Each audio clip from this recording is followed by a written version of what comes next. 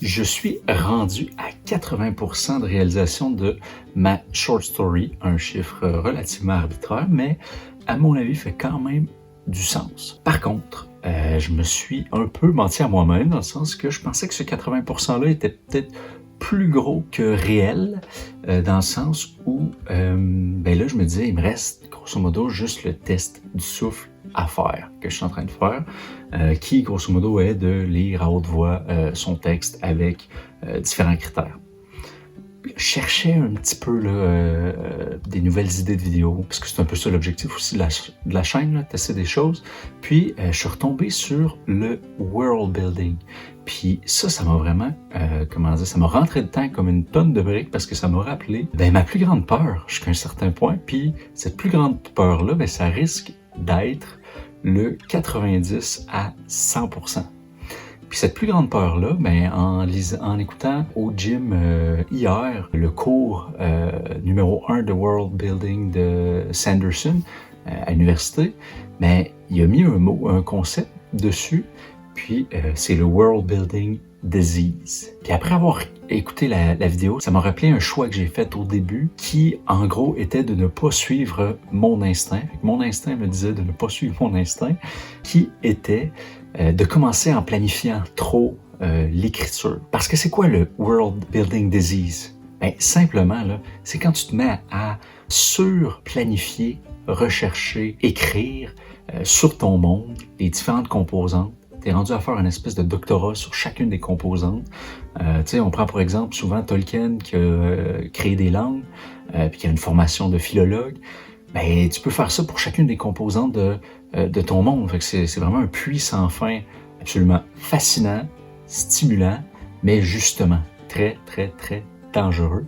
Parce que dans mon cas, je le savais d'avance, dès le départ, que si je commençais comme ça, ce qui est probablement quelque chose que que j'aimerais faire, que j'avais les capacités assez naturelles de faire ça, dans le sens que dans mon travail de manière tous les jours, je suis quand même quelqu'un d'assez structuré, je dois approfondir les choses, j'aime ça, apprendre, faire de la recherche, mais je me suis dit rapidement que si je rentre trop vite dans ces forces-là, entre guillemets, j'écrirai jamais. Puis c'est justement ça, le World Building Disease. Je devais écrire avant de planifier. Puis là, ça veut pas dire que c'est une bonne idée d'écrire avant de planifier tout le temps. Il y a beaucoup de monde qui vont conseiller de faire des outlines, fait que de structurer vraiment son texte de manière plus mécanique, puis de planifier un peu plus d'avance. Pour mon expérience personnelle, j'ai l'impression que ça va venir quand je vais avoir un petit peu plus d'expérience d'écriture. Pour commencer vraiment avancer, puis laisser la boule de neige là, dévaler justement la montagne, puis prendre de l'élan qui va faire en sorte que j'arrêterai pas d'écrire, fallait que je commence par écrire. Ça a eu vraiment plusieurs avantages. Le premier, c'est que tu apprends en faisant. Puis l'avantage d'apprendre en faisant, c'est que justement, ça te force à préciser, prioriser ce qui va être vraiment pertinent que tu approfondisses dans ton roman en termes de world building, puis même en termes d'amélioration de ton écriture, de ta prose, si tu veux faire du deep POV, écrire au jeu, au will, peu importe, mais c'est en écrivant que tu finis par faire émerger ces questions-là qui te permettent justement de cibler plus directement ce qui va vraiment t'être utile. Parce que clairement, un des enjeux quand tu commences avec du world building, chaque rabbit hole mène à un autre rabbit hole. Puis c'est un peu l'enjeu que j'avais justement au début, avant de faire cette chaîne-là, je voulais faire quelque chose un peu plus de vulgarisation. Puis c'était toujours ça qui m'arrivait, c'est que chaque élément que je voulais vulgariser devenait une espèce de montagne absolument monstrueuse, parce que tant que j'arrivais pas à répondre à toutes les questions, je me sentais pas légitime de commencer à le partager. Puis c'est un peu le même enjeu dans le sens où si tu tombes dans la mécanique d'avoir le besoin de répondre à chacune des questions avant de commencer d'écrire, je me disais que je n'allais jamais commencer à écrire. Cependant, il y a clairement l'enjeu s'évapore pas pour autant non plus. Dans le sens où, oui, ça te permet de prioriser davantage, oui, ça fait en sorte que tu commences plus rapidement à écrire, mais une fois que tu t'y mets, parce que tu t'es mis différentes notes, je sais pas, tu as commencé à écrire un passage où il est nécessaire d'avoir une certaine magie, mais tu t'es pas fait de plan de magie au départ, tu te mets une note, parce que tu veux pas arrêter d'écrire, tu te mets une note, tu acceptes le fait que ce passage-là est pas bon, puis tu continues pour pas perdre ton élan. Puis ce que je me disais, c'est de tout simplement prendre une autre période lorsque le premier jet va être écrit, mais de reprendre chacun des commentaires, chacune des sections, puis là de faire une séance de révision sur chacune d'entre elles. Puis en même temps, pour les améliorer au niveau de l'écriture, il y a moyen de travailler un tout au niveau de la révision, un peu de world building, un peu d'édition plus technique, mais vraiment de séparer cet élément-là de l'écriture. Mais c'est pour ça que l'enjeu ne s'évapore pas automatiquement, parce qu'une fois que tu tombes dans justement ton questionnement que tu as fait cibler, mais ça reste malgré tout une espèce de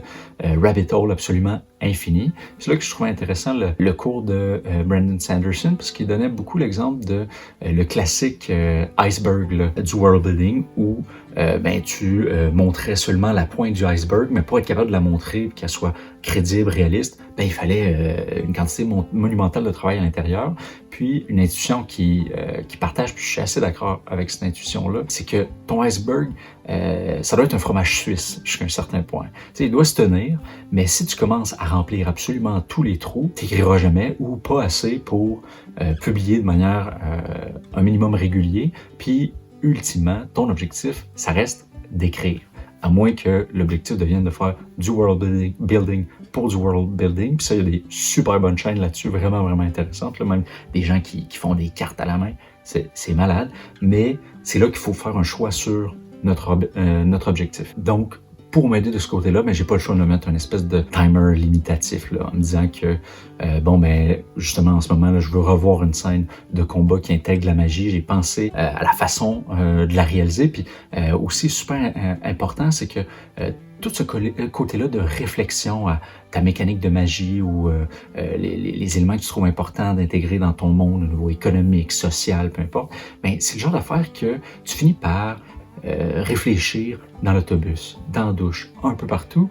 Donc, de trop prendre de temps là-dessus au début, assis à ton ordi, qui est un moment vraiment privilégié pour être capable d'écrire, vu que c'est vraiment l'élément qui est le plus difficile à mon avis, ou qui se fait le moins sur le fly, entre guillemets, de prioriser l'écriture, ça permet justement de laisser cette imagination-là évoluer, mais au fur et à mesure de tes journées, puis tu prends le tout en note, fait que tu finis au moment où tu te donnes 1 heure, 2 heures, 3 heures pour travailler justement sur un passage de magie, mais avoir beaucoup de contenu, c'est plus facile à digérer, tu pars pas de nulle part, puis après ça, tu peux aller voir ailleurs qu'est-ce qui se fait. Fait qu'en tout cas, pour moi, pour l'instant, c'est vraiment la méthode qui semble fonctionner puis que je vais garder clairement pour les prochaines